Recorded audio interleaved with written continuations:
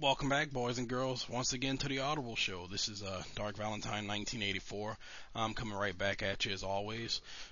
This particular tutorial, I'm covering how to get your character portraits from Mugen characters so you can use those said portraits in your storyboards for Mugen videos. Okay, I did not cover this particular one last time, but I was asked to do this.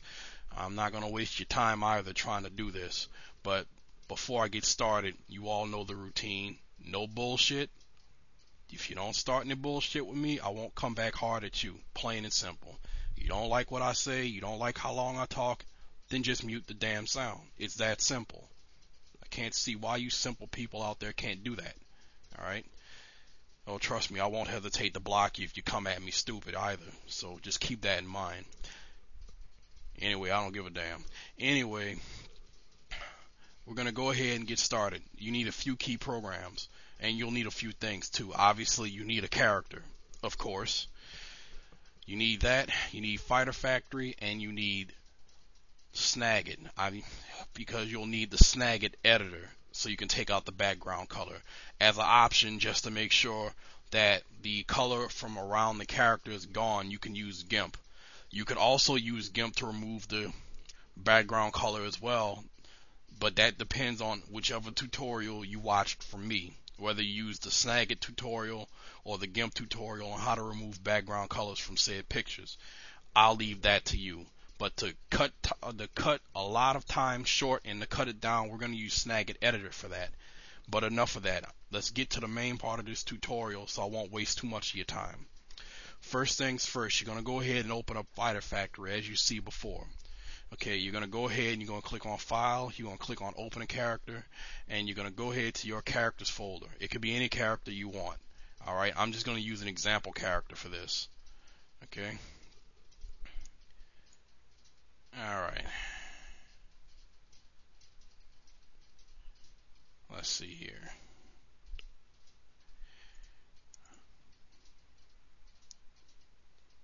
I'm just going to use any random character. Let's use Geese Howard here. Okay. First things first, and we're going to make this real easy. You go ahead and you see where my mouse is going. You click on Sprites.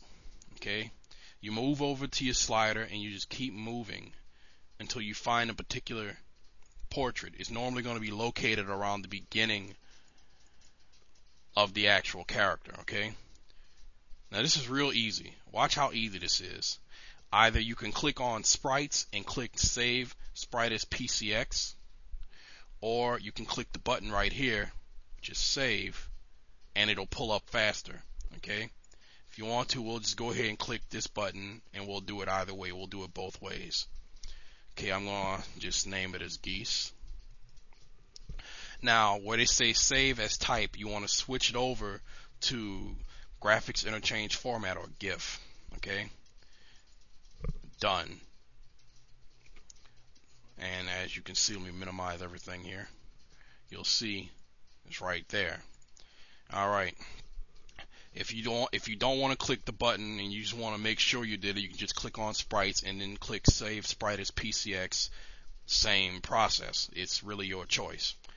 Okay, once you got what you need, you basically can close it out. But depending on how many pictures you need, keep this open and repeat the process for as many character pictures you're going to use in your storyboard. So once you have that done, you open up Snagit editor, and you could either do a drag and drop, or you can just click open and you can click on, wherever it is, and it'll appear here. Now, taking back to a previous tutorial of mine, you click on colors, click transparent color, check the box mark, use transparent color, select the color picker tool, pick the background color, it will appear over here. This means that the background color that the portrait is on is going to be transparent the next time you use it.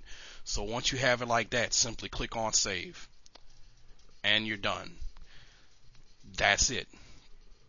And next time you view your stuff, it will appear on a white background, but this is technically transparent. Just to make sure your stuff is transparent, you can open up another program that actually shows you transparency, like the GIMP. And we're going to show that transparency. So I'm going to go ahead and drop it in GIMP and let you see it for yourself. And as you see for yourself, there is no pink background now. It's totally transparent. You could add it on whatever background that you personally see fit. And just to make things a bit more interesting, I'll put it on a said background here. Alright, and we'll use that. So let's go ahead and use it. I'm just doing all of this as an example to you. But this is pretty much straightforward. It's really not all that hard. And it's very simple, as you can see.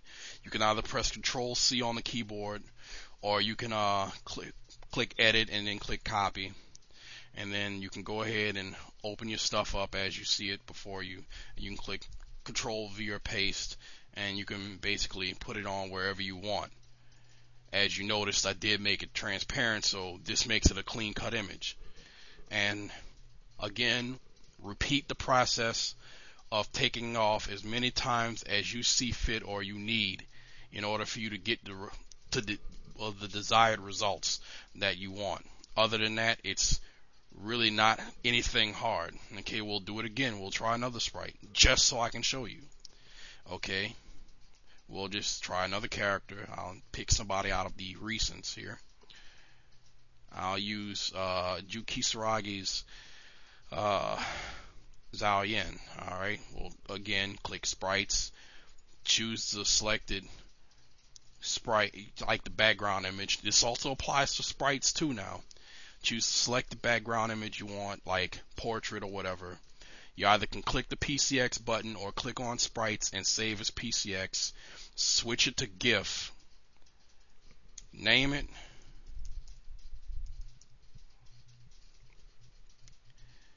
Open it up in Snagit Editor. Click on colors, click transparent color. Enable it. Color picker tool. Click on the background color. Simply click save. You're done. It's very easy, very simple. Well, I hope this tutorial was short enough for you, for those who just have a very short attention span.